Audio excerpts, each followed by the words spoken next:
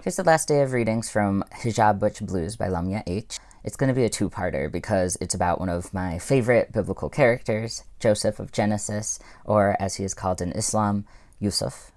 While a lot of queer readings focus on the start of Joseph's story, where his brothers reject his queer dreams and violently strip him of his colorful princess robes, Lamia begins with Yusuf's promotion in Egypt, after he uses his queer gift of dream interpretation to explain that Pharaoh's dream foretells 7 years of abundance, followed by 7 years of famine.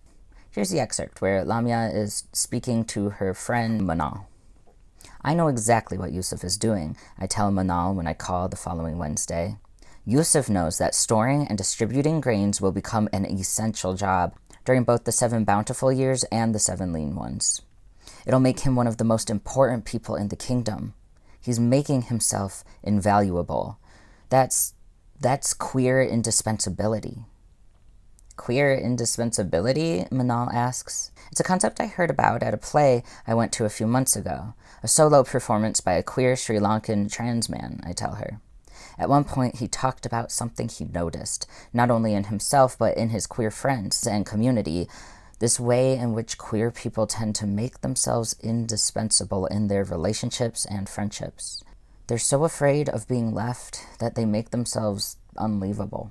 The person in the show, for example, he was talking about how growing up, he was always afraid that his parents would disown him if he came out. And the way this played out in his future relationships was that he would try to be really, really good to his friends and partners. Basically, create reasons for them not to leave him. You know? Sort of, she says. But there's a gap between the way she's responding and the way this concept of queer indispensability gutted me that day in the theater. I decided to try again with Manal, this friend I love, whom I want to let in. Take a deep breath. Be brave, I tell myself, like Mariam. Here's how it plays out for me. I've been so afraid for so long that I will lose everything if I come out. I've spent decades on the brink of this loss of my family, my friends, my Muslim community. This feeling lives in my body.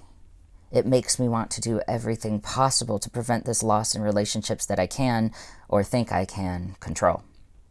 It makes me make myself invaluable. That's why I minimize my own needs so I can spend all my time and energy taking care of others so they love me, so they won't leave me. It's a way of making myself unleavable.